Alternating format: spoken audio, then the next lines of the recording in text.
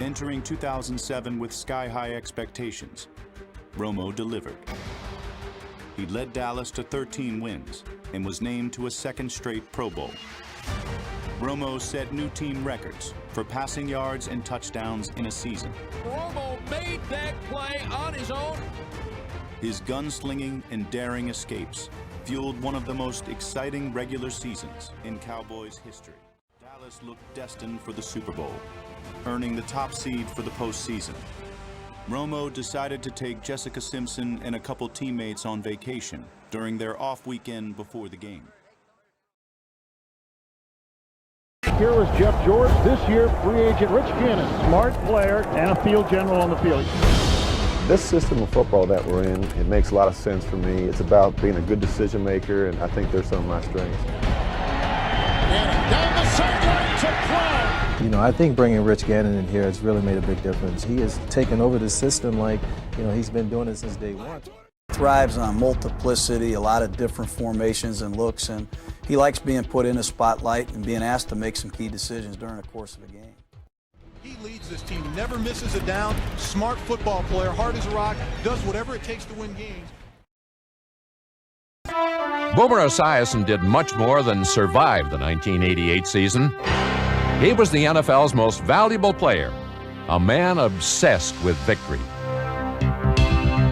After our 4-11 season last year, I was coming back on a mission, so to speak. My sights were set on one thing and one thing only, and that was Miami, and I wouldn't be happy unless I got there. He's a star. Yeah, I wasn't going to call him that before the end of the season, but if I don't call him that now, then people are going to think I'm stupid again. He's got a tremendous arm, and once he's on that field, the players respond because they know he's going to put them in the right place at the right time. Over the season's first 6 weeks, that place was the winners' column. In 1984, Phil Simms became only the 8th man in league history to throw for over 4,000 yards. But beyond his impressive numbers, there was that one intangible no yardstick can measure. In a year where so many new faces were looking for guidance, they found it in the form of a gutsy quarterback named Phil Simms. Of course, he had to fight that in his own mind. He had to go out there and realize he can play the whole game, get a hit on the knee, get a hit on the shoulder, and survive and prove it to himself, because certainly he would have self-doubts himself, but he got over that very quickly. He hangs in the pocket, and he's not afraid to take the hit. And he'll stay there till his guys are open, and he hits them. I mean, he has all the ability. He's always had the tools. But I think one quality he has is the toughness to hang in there and complete the pass. I never thought it was a fluke. I seen him play last year. He started late in the year last year, and he was a rookie. It seems like he learned a lot. He matured so fast over one offseason. He's like a skilled player that is a quarterback. So like he got all the elusiveness and speed and agility of an elite receiver or elite running back, but he plays quarterback. They tried to label him as one-dimensional, but that's obviously not the case. You know, he just makes it look easy. He's a running quarterback when he has to be, because he's looking to throw. He wants to throw touchdowns. He don't want to run, but he will. He does whatever it takes to win. If he has to run for 200 yards, that's what he's going to do. He's going to take the game into his own hands and kind of turn the game around. Good enough and strong enough that even if one of our linemen got through, they'd hang on his leg and he'd still deliver the pass. Gabriel's name began making headlines at North Carolina State University. At 6'5", 240 pounds, Gabriel was the first of his kind. A big, tall quarterback with a rocket arm. The original gunslinger. I would say that I had as strong an arm as anybody in football. I wouldn't call myself a gunslinger, I'd call myself a snub-nosed 38, because I was kept under wraps most of the time. Despite NC State's run-heavy offense, Gabriel's arm strength caught the eye of pro scouts. In 1962, Roman was selected #1 overall by the Oakland Raiders in the AFL draft. And here's a guy who took the college football world by storm. Gets to the NFL, and immediately the entire story of the Carolina Panthers is Cam Newton. During his remarkable rookie year, Cam Newton made the NFL record book his personal playground, just as you'd expect a Heisman winner to do. Cam Newton walked away with the most passing yards ever for a rookie, the most rushing touchdowns ever for any quarterback who's ever played. He's entirely too low. Not to be outdone, in 2015, Super Cam led the Panthers to a remarkable 15-1 record and a trip to the Super Bowl. The Carolina Panthers are headed to Super Bowl 50 in Santa Clara, California. To me, he is the next generation of quarterbacks. He's putting together a resume we've literally never seen in football history. If Randall Cunningham were to play in today's NFL, he would, in my opinion, make Robert Griffin and Michael Vick look second tier to him. I would put him against those guys and it wouldn't even be close because he was a bigger guy, as fast, as strong, and he could do more with the football. I think in today's game, it would have been amazing. I don't know if you could have stopped this guy. I really don't think you could. He could flat run. And he could throw a strawberry through a battleship. I mean, he had just an unbelievable arm. He has some fight.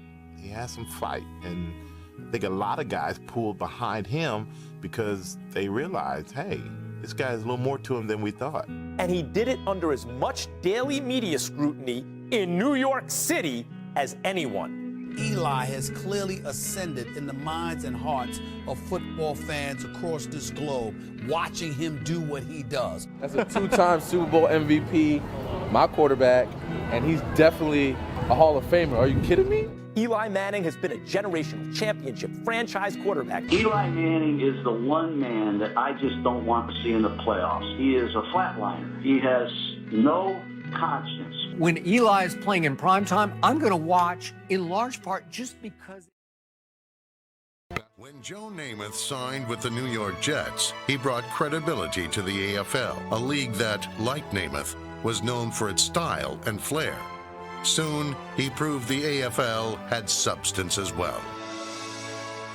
He had the best-looking drop and the best-looking release and the best-looking pass that I've ever seen. His larger-than-life persona and swagger earned him the nickname Broadway Joe. As the first quarterback to pass for more than 4,000 yards in a season, Namath took center stage and led the new league to prominence. He's wearing the single bar face mask. He wasn't afraid to get in there and mix it up and throw a block on a sweep. He got a block from Theismann. He was a tough quarterback. Let's go spread right, low 11 hitch. All right. Joe Gibbs really helped Joe Theismann. For 3 or 4 years, Joe Theismann was really, really good. Pass ends up. Touchdown. In 1982, Theismann was great. The number 7 quarterback on our list led the Redskins to Super Bowl 17. Garrett's there. Touchdown. The Washington Redskins have an NFL championship. Unfortunately, even great leaders in Washington have term limits. In 1985, Theismann's leg suffered America's... He's probably the best quarterback in the history of this franchise. McNabb made 6 Pro Bowls and led the Eagles to the playoffs in 7 of his 9 seasons as a starter, all the while doing it with a less than stellar cast of wide receivers for all but one of those seasons. He really had one true wide receiver, a difference maker. And we know who that was. That was T.O. The addition of T.O. in 2004 produced McNabb's best season, throwing for 31 touchdowns and only 8 interceptions. Donovan moves around a lot. He makes plays, very nimble for a big guy as a quarterback. What a great athlete he is. What skills. He's got about 3 defenders to beat, and he beats every one of them. He was as good a talent as I've ever been around. He could throw it through a car wash and not get the ball. John Riggins called him the toughest competitor he'd ever seen. Might have been the best pure passer, one of the great forgotten players in NFL history. Burt Jones follows Johnny Unitas. He's the guy who follows the guy. Did we find the guy when we got this guy? After 2 tough seasons, Jones won over fans in 1975 when he led the Colts to the league's first worst-to-first turnaround. The great thing about Burt Jones was I watched him as a kid, and then to hear Bill Belichick 35 years later talk about... In my career, I can't think of another quarterback that I would say had a better arm than Burt. What about Matt is his arm strength. Down 2 scores, they needed a big one, and give Stafford a lot of credit because he was able to bail out of the pocket to the right and buy time. His ability to create throws and change his angles on his arm. You see him throw a lot of sidearm throws, and he flicks his wrist. I mean, it looks like it's effortless. That was a great throw. He's off his back foot, and he just drops that down, but he put it in a perfect spot. He has a high level of confidence in knowing that he can get that ball in them tight spots or go deep. His arm, I mean, some of the throws that we saw on film, could throw the ball 80 yards down the field. In the Hall of Fame, there are few gamers who can rival the intensity of Bobby Lane. Bobby Lane was probably the greatest leader that I've ever been around. If we were in a war, he'd be like a Napoleon. He could just lead the troops to any victory that they wanted to lead them to. I wanted to win. That's all I wanted to do is win a championship. Bobby Lane on the quarterback sneak, pushes his way across, standing up, and the Lions leap in front. In the 1950s, Lane was the Motor City's main man, guiding the Lions to 3 NFL championships. You don't expect even temperament from genius, and Bobby was a football genius. Occasionally, he was a hero with a hangover. His wrist strength has to be the strongest in the league. Looking, loading, going deep. Got a man. Tyrell Williams running towards it. Got it! Touchdown! San Diego! This guy can really just have to flick of the wrist and throw it 70 yards. We had one play against us. He threw like a 70-yard bomb to Travis Benjamin, and Travis Benjamin dropped it. I was like, yes, I'm so happy he dropped it. It's not only the motion, it's the sidearm. He just found a way, and it works. I thought I had him on the sack one time running dead at him. He sidearmed me. Ugh.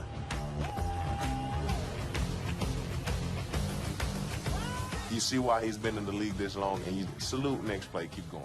That's it. You're not giving Jim Kelly enough credit here. At number 6, this is a joke. Sorry, Jim Kelly's offense made him a great quarterback. Kelly to throw. Short drop. Reed right on the money.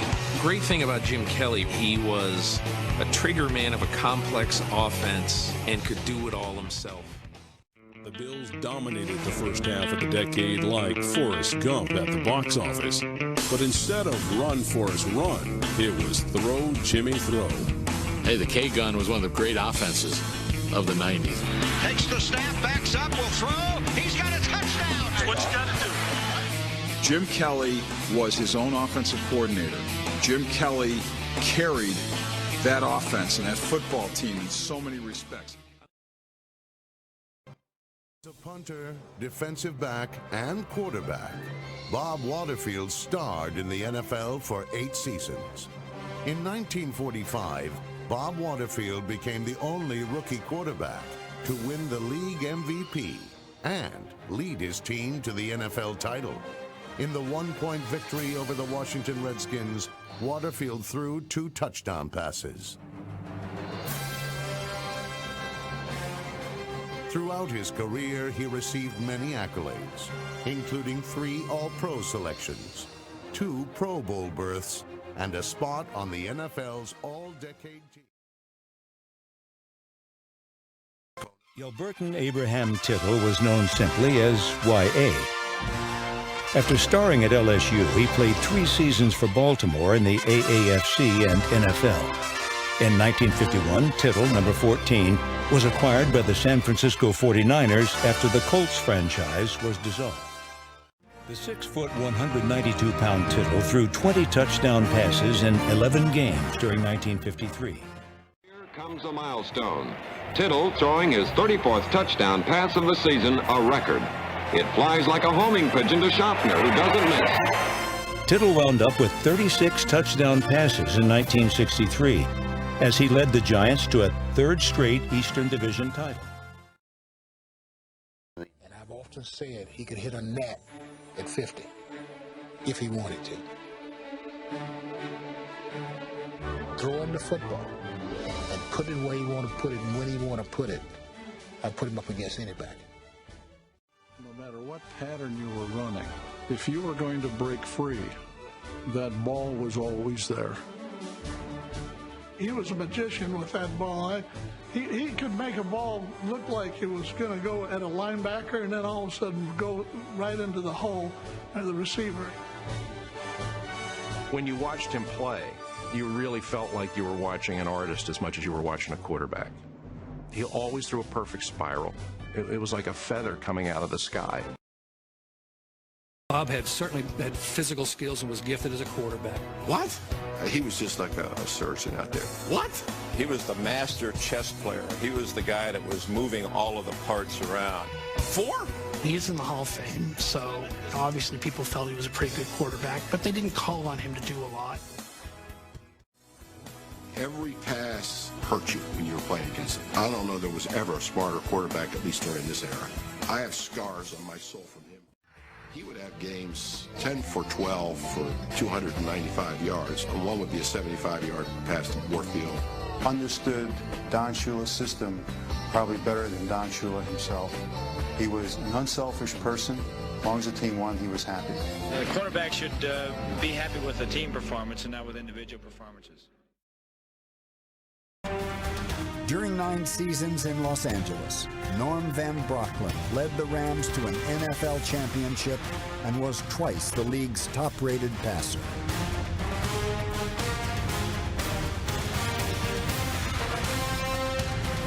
In 1951, Van Brocklin passed for a record 554 yards in a single game. Over a half-century later, the record still stands. The mercurial Dutchman's clashes with team management resulted in a trade to Philadelphia, where in 1960, Van Brocklin engineered an Eagles resurgence. Somebody put a gun to my head, and I had 80 yards to go with no timeouts and a minute to play. What quarterback would I pick? I'd pick Ken Stabler. There he is, fading, looking. He's under the gun. Side, he throws. Hit it. He caught it. Kenny Stabler was the definition of clutch. He was uncanny at pulling out games at the end. 1976, he tough competitor, a guy who was always prepared, a true Raider. Stabler, he fires. He's got Castro. Touchdown, Raiders! Just willing to make any throw on the field at any time, and also one of the guys that helped make the Raiders the renegades that they always have been. Sid Luckman was the first man to throw for over 400 yards in a game. He threw on that day 7 touchdowns, a record that has never been broken. Average yards per attempt, only Otto Graham, more than Sid Luckman. Touchdowns per attempt, he still ranks #1 all time. He still holds almost all of the Chicago Bears passing records, even though all those years have passed. In 1943, Luckman set new NFL records for touchdown passes, passing yards, and passer rating. His confidence is the biggest thing for me. We're going to win this game, all right? We're going to win it. Confidence in his teammates, staying in the pocket and taking that hit while throwing a dime.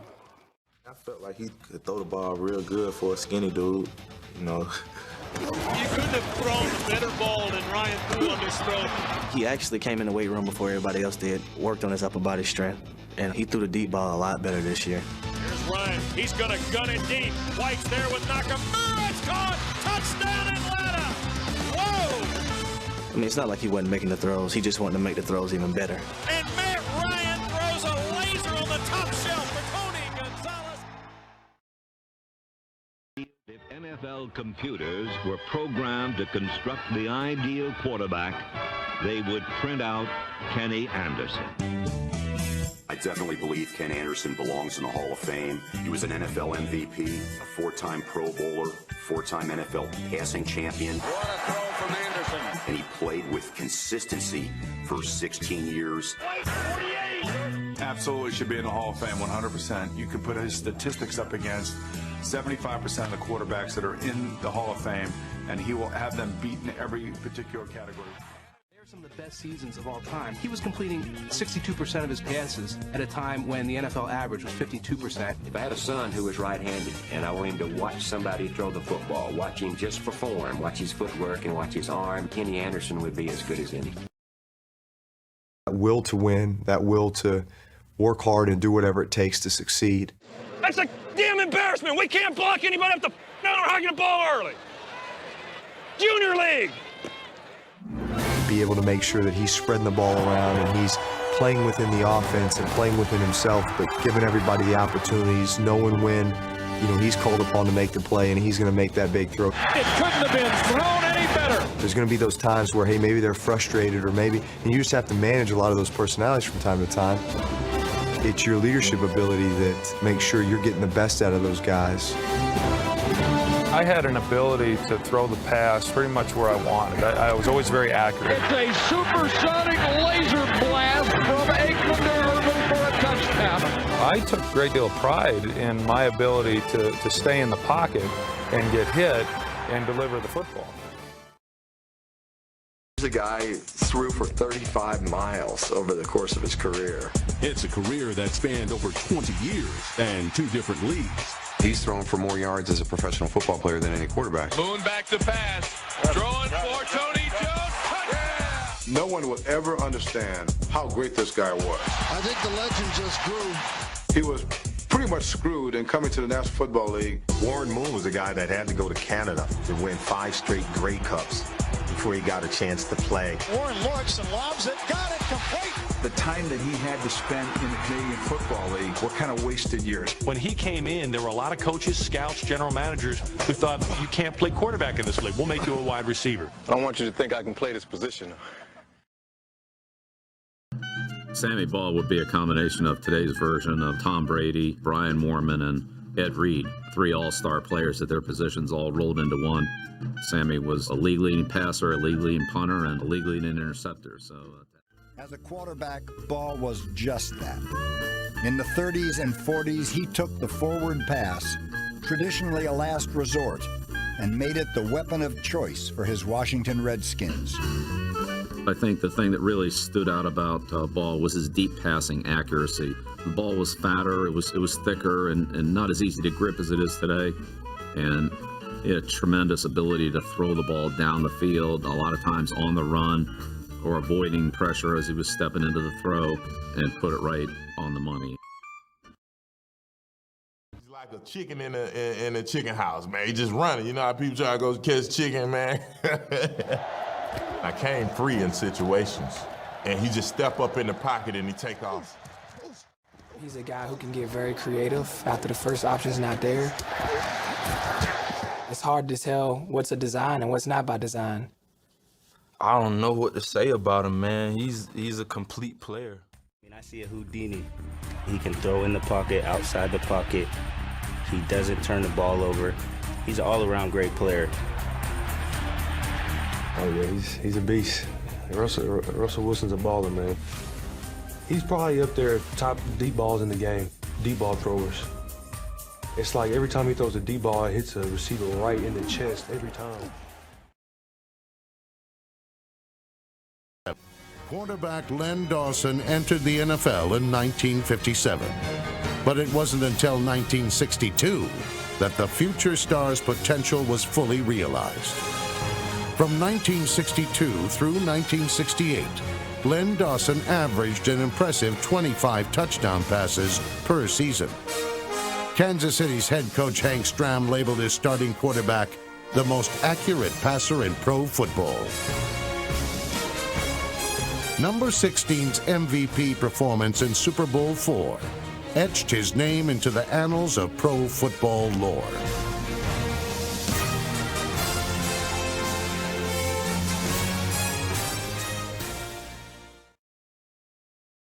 And when I think back to Dan Fouts playing with a bloodied nose and blood all over his jersey and a torn groin. He was a tough quarterback in an era of tough quarterbacks. For a quarterback to show toughness is important because it shows the other guys, hey, if he can do it, we can do it.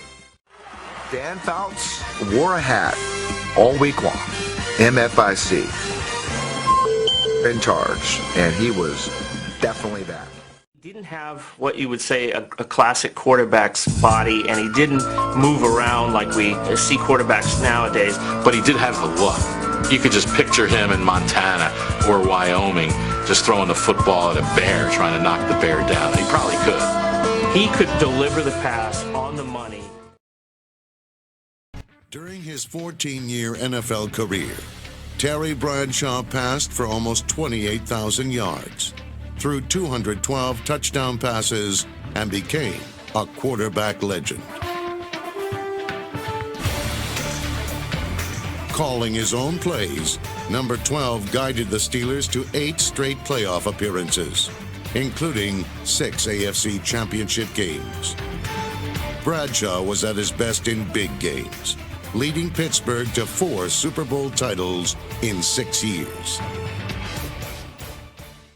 This is the story of the quarterback who came in from the cold. The first overall pick of the 1970 draft, Terry Bradshaw had to overcome the struggles of being a young quarterback, withering criticism from Steelers coach Chuck Noll. He's one of those guys that is always going to try to go out there and make the bigger play. People talk about him holding on to the ball so long, but that's where he makes a lot of his big plays. I like to play the kind of street ball, really, in football, sandlot football. It looked like they were just playing in their front yard. I mean, it was like run to the mailbox, turn right, I'll throw it to you, and then run to the tree, and we're going to score a touchdown. He's just scrappy. He's a big, scrappy guy, and he just gets it done, man. He can throw linebackers off his back. And then does another Houdini. You know what? It's like you're hitting a big bus. I mean, he's a big guy. He's a guy that you don't want to go too hard at him because he's going to shrug you off. He's a guy that's going to use your momentum against you. And he does it better than anyone. Don't try to get... Because when you watched Cowboy games, even if they were behind by 14 or 17, it didn't really matter what the score was, there was a high likelihood that they would come back because so much of their success was built around Staubach's ability to bring the team back. In the 1972 divisional playoff, the former naval officer demonstrated why he earned the nickname Captain Comeback, throwing 2 touchdowns in the final 2 minutes. During an 11-year NFL career, Staubach led 15 fourth-quarter comeback victories, including this one that gave birth to the term Hail Mary. If the Kurt Warner story was a Hollywood movie, it would fall into the action-adventure category. What a pass by Kurt Warner, the first quarterback in NFL history with 3 touchdown passes in each of his first 3 starts. In this genre, the main character comes from humble beginnings. Before joining the St. Louis Rams, Warner played minor league football and worked at a supermarket to make ends meet. You had to score every time you touched the ball. You threw every down. It helped me become more accurate, to get the ball out quickly.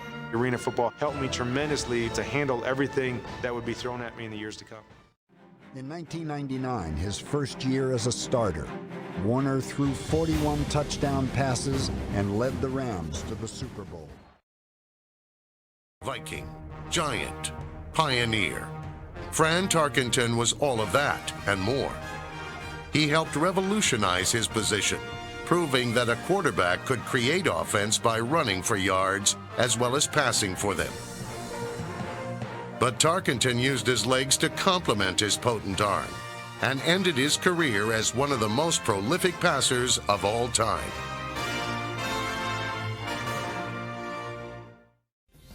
At the heart of the team's climb toward contention was the young quarterback who credited his tactics to a 1961 preseason encounter with the Chicago Bears. They beat me to death. I mean, they bloodied me. And I said, I got to do something. I've got to change how this position is played, or we're not going to win a game. I had athletic ability, I had some quickness, I had good sense of where I was on the field, and I just didn't accept the sack. And very often, a Packer game or even a Packer season would turn on a phenomenal execution of a fake of a play action by Bart Starr at a time when the team couldn't move the ball, and the team would go on to win and then go on to win championships. Bart Starr played in 10 postseason games and won 9 of them, including Super Bowls I and II. In both those World Championship games, he was named the most valuable player.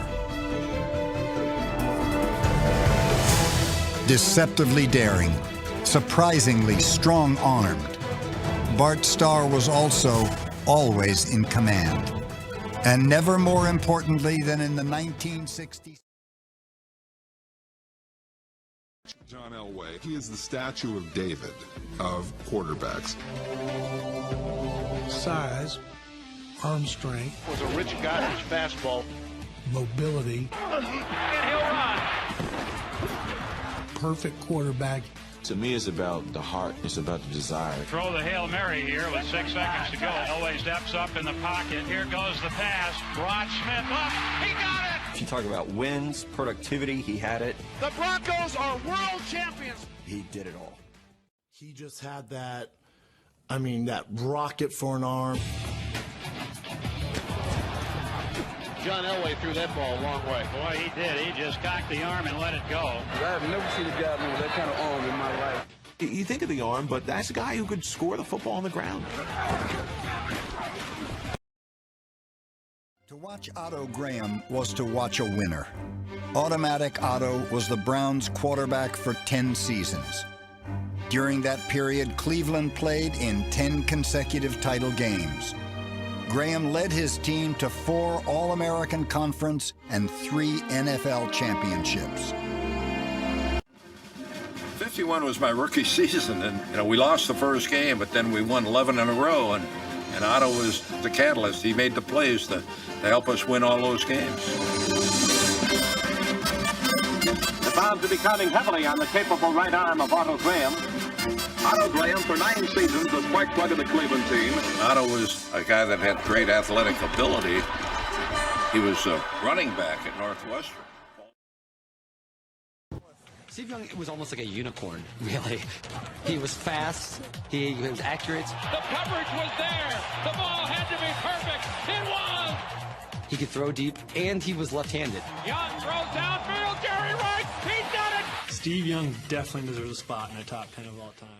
Growing up in San Francisco, this was Joe Montana City. They didn't want to accept Steve Young.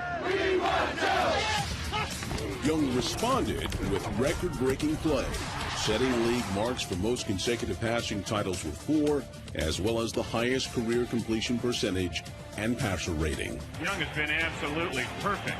He was by far the highest rated quarterback before 2000. I gotta go to work. Nobody has led the league in passer rating at many times. He led it 6 times in 7 years. Dan Marino was the 6th quarterback selected in the 1983 NFL Draft. In only his 2nd year, he shattered the single-season records for passing yards and touchdowns, and he led the Dolphins to Super Bowl 19. There is no doubt in my mind after that game, I felt I would be back next year, the year after, and be in a lot of Super Bowls. I think we took it for granted a little bit that we would definitely be back. 3-4 years after that time, I started to realize this might be a little tougher than I thought. Marino would continue to break records, but would never return to the Super Bowl. Oh, he was John Wayne. You talk about the ultimate gunslinger. God doesn't make guys that can throw the football like that every day. There's a certain throws he made that only he can make. Upon his retirement, Brett Favre will own every significant NFL passing record. He won 3 consecutive league MVP awards. Some men are driven to be great. Some just enjoy the ride. If you play tight, it makes you lose focus and forget things. If you just play loose like you do in the backyard, that's what got you there. And so it was like, okay, he's joking around, and you know, maybe this is a serious time, but that's his way of playing the game. They knew I was prepared as well as I could be. But his most impressive number may be his record 299 consecutive games. Suck it up now, let's suck it up. Part of what separates him is the fact that that guy took such a beating. Most sacked man in NFL history. Coachable to a point, but you're never going to coach Brett Favre out of being Brett Favre. No more rocket balls, please. Oh, I was chinged up. No, I know. There's only a few quarterbacks that you tagged the term throw a guy open, meaning the guy could be covered, but you put the ball in a certain area, and now he's open. And Drew Brees is definitely one of those guys. Drew Brees puts it right over the shoulder of the defender, and it was a perfect throw by Drew. He can make any throw on the field. What a play, what a throw, what a half for Drew Brees. The way he just handles that offense it's amazing. Drew Brees is an all-around quarterback. You know, anytime you think of Drew Brees, you think about the records he have broken. Brees achieved two major milestones in 2018. The first was breaking Brett Favre's record for career completions in Week 3. Drew Brees passes Brett Favre as the NFL's all-time leader in completions with 6,301. The second was breaking Peyton Manning's all-time passing yardage record. Eventually, everyone would know the name of this obscure former semi-pro quarterback. Johnny Unitas' career became the sport's most famous Cinderella saga. This was somebody who came from a working class background, comes to a working class city, and refuses to put on airs. We liked him because he was tougher than any quarterback. The hits that Unitas took somehow added to the whole aura. Baltimore was bereft of any kind of glamour. And so when we began to win, it meant more to Baltimore than it would have meant to any other city. And I really mean that, to any other. He's my favorite quarterback in the NFL. I just love the way he throws the ball, his release. He can throw on the run, he can throw standing still. Any way he is throwing it, I mean, he's throwing it exactly where he wants it to go. It's just pinpoint accuracy. His arm is just sick. His hands are this big. He's a freak. Looks like he's going to try to run it in, and then he fired a dart. To make every throw, he throws guys open. Y'all could be on each other like this, and 2 inches, the guy's open. There's one spot where Oru Warrior cannot get that ball. That's where Aaron placed it. Moving to his left, off balance, to drop it in like that was phenomenal. That is an amazing throw by Aaron Rodgers. I don't know, it's like he flick his finger, and it's just wherever he tell it to go, it's dropping right there. The way he just shows no effort into his throws, and every... You know, I just have so much respect for the game he plays and the throws he's able to make across his body, off his back foot, the no-look stuff. I mean, he's really done a lot to innovate the game and open other quarterbacks, myself included, minds up on what we can do, what's possible, and how we see the game. Perfectly thrown ball by Patrick Mahomes. He's just a tad bit biased, but Pat, without a doubt, is number one overall. His greatness and what he brings to every single play, how much attention to detail he has. And then on top of that, just his ability to make plays like nobody else we've seen in the game. His ability to keep a play alive. He'll run up to the line of scrimmage and just kind of flatten it out and just extend the play. Against Mahomes, he can be in coverage for 8 to 10 seconds.